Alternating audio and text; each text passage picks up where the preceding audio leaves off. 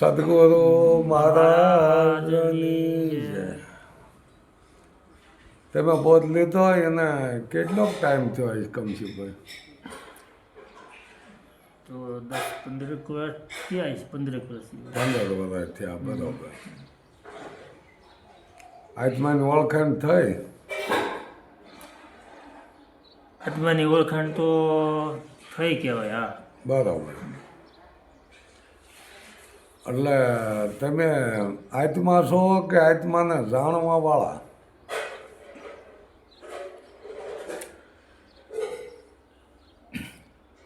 આત્મા અમે પોતે જ આત્મા છીએ. તમે પોતે લાલી દેખને મેં ચલી ખુદ વગઈ લાલ. આત્માને ઓળખવા ગયા હતા, તમે આત્મા થઈ ગયા, એવું થયું ને? એવું થયું, બરોબર. પછી આત્મા ને પરમાત્મા જુદા છે? આત્માનો પરમાત્મા આત્માની ઓળખાણ થયા પછી એક છે. એક છે ને? એક છે. હા, બસ. એક થાય તો એને અદ્વૈત જ્ઞાન કહેવાય, નકર તો દેહ ભાવ ઊભો રહેવાનો.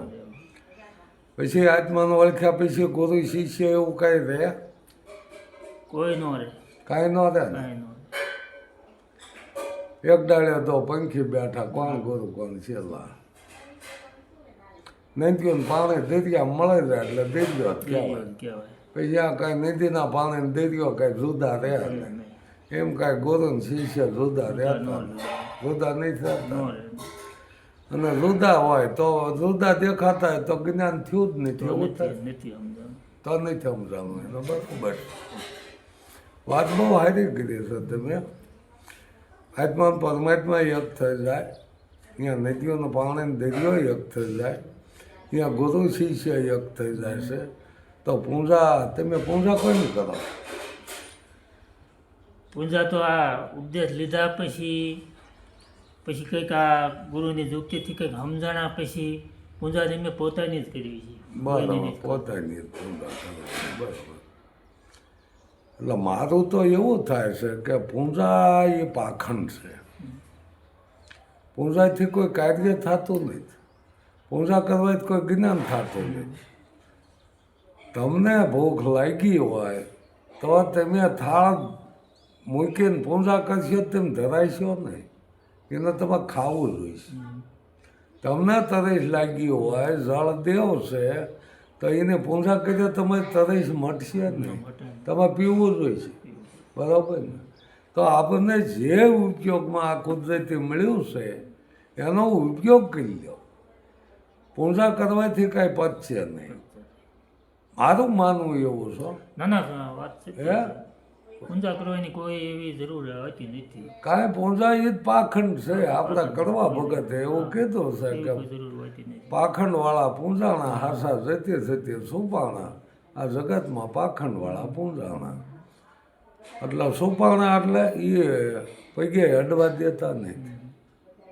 એના નક્કી થઈ ગયું કે જે તું છો એ જ હું છું, સ્વરૂપે જ બધા એક થઈ ગયા. પછી કોઈની પૂજા કરશું? પૂજા કરશો તો બીજો, પૂજા કરશો તો બીજો. આત્મે આપણે એક જ કરી નાખ્યું. હા, હવે પૂજા કોઈ નહીં કરવાની રહી. કોઈની કરવાની રહે? બોલો. આત્મા છે એ પરમેશ્વર પોતે છે. પોતે છે. હવે પૂજા કોઈ નહીં કરવી. એટલે ઘણા મને એમ કહે છે તો ગુરુનો મહિમા મોટો કેમ કીધો? મેં કીધું ભાઈ, ગુરુથી જ આત્મીની ઓળખાણ થાય. ગુરુ વિના જ્ઞાન ઉપજે નહીં, ગુરુ બિન મીટે નહીં ભેદ, ગુરુ બિન સંશય ના ટળે, ભલે વાંસે ચાર વેદ. તો આ ગુરુ વ્યાપક છે કે એની ઓળખાણ થાય ને તો જ્ઞાન થાય. આ વ્યાપકની જ્યારે આપણને ઓળખાણ થઈ જાય, એના જ્ઞાન થયું કહેવાય. પછી વ્યાપક ક્યાંય જુદું જુદું નથી. વ્યાપક એટલે સર્વ જગ્યાએ અને અપાર છે. પછી અહીંયા બીજો આપણે કોઈ કટકાનો હોય તો બીજો બને, પણ વ્યાપક વસ્તુ એવી છે, વ્યાપક સભર ભર્યું છે. એ જરાય તલબાર જગ્યા ખાલી નથી એના વિનાની, બરાબર ને? એ સબર ભર્યું છે. એટલે આપણને એવું જો જ્ઞાન થઈ ગયું તો પછી ગુરુ શિષ્ય અહીંયા મટે. ગુરુ શિષ્ય ક્યાં સુધી કે આપણને જ્ઞાન નથી થયું ત્યાં સુધી આ બે દેખાય. પછી એ ગુરુ જ્ઞાનથી આપણે વ્યાપકમાં જ્યારે આ ઘાટ તૂટી જાય તો વ્યાપક વસ્તુ એક છે એને વિધેય પદ કીધું. તો વિધેય છે અહીંયા કોઈ વ્યક્તિ નથી, એટલે વિધેયમાં એક થઈ જાય. એને કોઈ ચોથું પદ કીધું, મૂળ નામ કીધું, નિજ નામ કીધું છે, અલગ કીધું છે, સત કીધું છે, એમ ઘણું ઘણું કીધું. પણ મૂળ તો એક જ થાય, એક જ થાય. બીજો ભાળી બીતો ફરે એમાં તને કોણ કે ઉગાડે? બીજો તો છે નહીં આ જ્ઞાનમાં. તો ભાઈ આવું આપણને જ્ઞાન થયું હોય તો પછી પૂજા કરવાની કાંઈ રહેતી નથી કોઈની, બરાબર ને? પૂજા તો પેટની થાય કે જમી લ્યો. આપણે ગઢિયા કહેતા ને કે પેટની પૂજા કરો, એટલે પેટની પૂજા થાય, બાકી પૂજા થતી નથી. હવે આવું જ્ઞાન જો આપણને મળી ગયું હોય તો પછી ક્યાં બીજી કાંઈ પિંજણમાં પીડાઈ જવું છે? કંઈ નથી ને.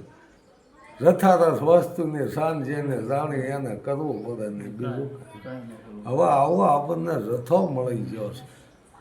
અમાપ, અપાર, અખંડ, આનો ક્યારેય ખંડ નથી થવાનો, ક્યારેય વિનાશ થવાનો નથી. જો આવું અમર તત્વ આપણને મળી જાય તો પછી એને જુદું સુલ્યા પડવું જોઈએ, બરાબર ને? જુદા પડશું તો ફેંકાઈશું તે તો કોઈ જ્ઞાન નથી થવાનું.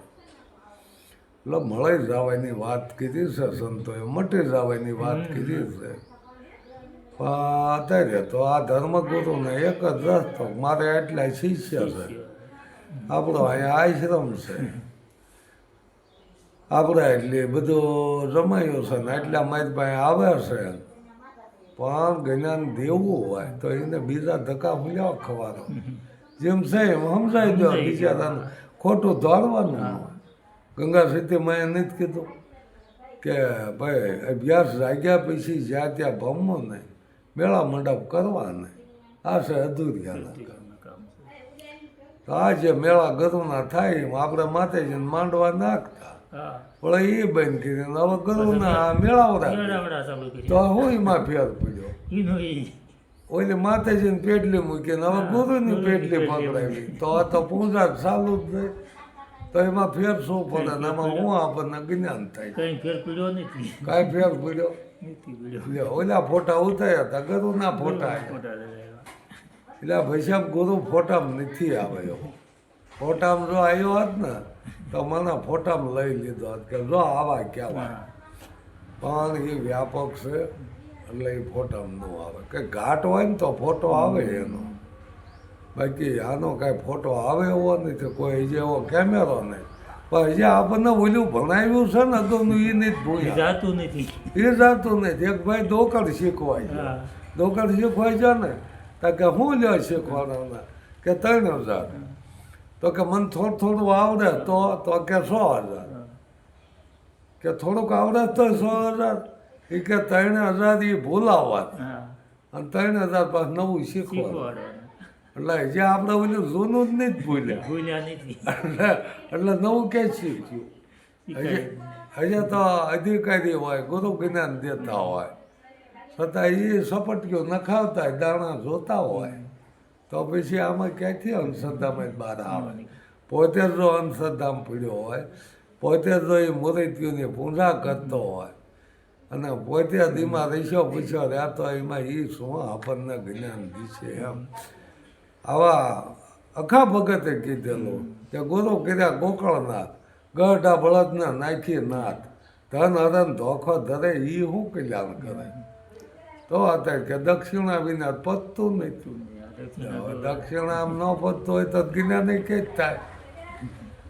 પૂંજા વિના કે પતતું નથી. ઘણા એવા ક્યાં છે પૂંજા જ કરવી જ હોય, તમારો અહમ તોડવો જોઈએ. પણ તમારો કોણ તોડશે? તમે આ પૂંજાવા માંડ્યા, એ તો તમારો મોટો અહમ છે. હું તો પછી શિષ્ય પાસેથી જઈ ગુરુ પાસે જાય છે, ગુરુ પાસે જવાનો છે, અહમ તો એ વ્યાતો જ દેવાનો છે.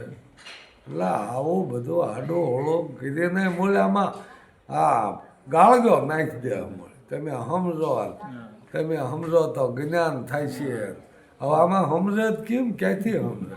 નગરે દક્ષિણાને પૂંજાયુમાં હાલતા હોય તો એ હતું જ તે અમારે એ મંદિરને એ મઠ ને એ બરાબર હતું, બરાબર ને? એ ફોટા બરાબર હતા.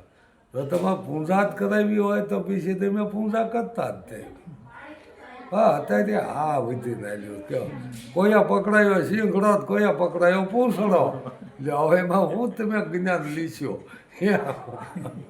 ઓલું મૂકીને ઓલું પકડાયું પણ બધા જ્યારે બંધન છૂટી લે એને જ્ઞાન કહેવાય બંધનમાં છૂટવાની વાત છૂટવાની વાત છે આ તો ઓલે 84 મૂકતા 85 આવે છે હવે આમાં છૂટવાનું ક્યાં આવ્યું એટલે આવું બધું જ્ઞાનને કરી નાખ્યો બધો વીખી નાખ્યો ટૂંકમાં જ્ઞાન તો જેમ છે એમ છે પણ અત્યારે એટલો હવારત છે ને હવારત વિના કરાને પ્રીતિ આશે જગતની રીતિ આમાંના નથી ગમતો આમાં ઉપદેશ નથી લેવો તો અહીંયા સામે જાય તેમ ઉપદેશ લઈ લો તમારા માટે બહુ સારું છે અને સારા રૂપિયાવાળા જ ગોતે સામાન્ય માણસ ઓછી ભીંગ કરે ઓલા રૂપિયાવાળો હોય કંઈક દે ને સંપત્તિ વાળો હોય હા અને આશ્રમ બાંધવામાં ને બધું એ મદદરૂપ થાય ને આશ્રમ તો આપણા ગ્રસ્ત આશ્રમ છે આપણો આશ્રમ છે આથી તો વિશેષ કાંઈ છે નહીં એટલે આવું બધું કરીને મૂકી દીધું છે એટલે આપણને એમ થાય કે બધું આ જ્ઞાન છે કે આ અંધશ્રદ્ધા શું નક્કી થતું નથી સમજ્યા એક મૂકે બીજું પકડાવાય એટલે માણસ કોઈ આમાં જેમ છે એમ જ્ઞાન ન થાય એમ નકર બાકી ભલે આપણા ભૌતિકમાં જે કાંઈ સંસારી કાર્ય છે એ કરવાના જ દિશે બધા એ તો જેમ છે એમ કરવાના જ છે બરાબર ને એ કાર્યોમાં કોઈ ના પડે જ કોઈ પણ ન કરવાના ન કરાય એમ હું કહું છું કે ભાઈ પૂંજાઈને આપણે શું લેવું બરાબર ને પૂંજાય છો તો અહમ આવશે દક્ષિણા લીશો લાલ શું થાય છો એ તો જે જેનું કાર્ય છે ભજવવાનું ભજવશે ને એમ માયા કદાચ માયામાં રીશું રેસા પૈસા તો એનો વાર લાગવાનો જેમાં તમે રહ્યો જેવાનો તમે સંગ કરો એવા જ બનો ઓકે સંતોએ અહીંયા વાત કહી દીધું છે કે સંગત શું ન કરે ફેરવા પથ્થર ફરે આ ફેરવા પથ્થર ફરે જોવાના એમાં સંગત શું ન કરે કે આવું જ્ઞાન જો એક નિશ્ચિત થતું હોય તો તમને આ પૂંજા પાઠને શું આ બરાબર લાગે સમજાણું હોય તો પછી એ બધું કંઈ કરવાની જરૂર રહેતી નથી રહેતી નથી રહેતી જો સમજાણું હોય જ્ઞાન તો એને જ કહેવાય ને કે જથારા વસ્તુ સાંજે એને જાણે એને કરવું પડે ને બીજું કાંઈ કાંઈ ન કરવું જોવાનું તો પછી હવે એમાં કદાચ તમે હાલો અહીંયા તમારો આશ્રમનો ધર્મ છે તો કોઈ ભૂખ્યું તો જો આવ્યું તો તમે એના ટુકડો છો બરાબર એ તમારો ધર્મ હવે પેટ માથે પોટલા બાંધવા એ તો કાંઈ બરાબર નથી એ કે રમાડ્યા દક્ષિણા જ દેવી હવે આ તો બે માથનું દુવાઈ કે જોતો કે શું લાવ્યો એક દંડ ને બીજો દામ ખોટી થયો અને ખર્ચો થયો બીજું શું હે ખોટી ધ્યાન ખર્ચો થયો એટલે કીધું કે એક દંડ ને બીજો દામ આવે એમાં માણસ થાકી ગયા હવે ઓકે આમાં સામાન્ય માણસ તો થાકી જ જવાનું હા કે 500 લાવતા બે માણસ મજૂરી કરી એમાં આ વળે દક્ષિણા આવું બધું આવે એટલે એમ થાકી જાય બીજું કાંઈ નથી અત્યારે આ બધાને સમજવું પણ હવે આ નથી પહોંચતું તો કે આપણે એક નિયમ આવે દારૂ ચોરી જુગાર પરમાટી અને પોતાની અસ્થિરી બીજે વિશ્વમાં મા બેન ને દીકરી સમાન તો હવે મા બેન ને દીકરી સમાન હોય તો અહીંયા પૂજા કરાવવાનું ક્યાં આવ્યું તો હવે આપણે જ પ્રતિજ્ઞાઓ તોડવી છે એવું થાય ને કે એક તો આપણે સમજાવી છે એક તો આપણે પ્રતિજ્ઞાઓ દેવી છીએ અને આપણે તોડવી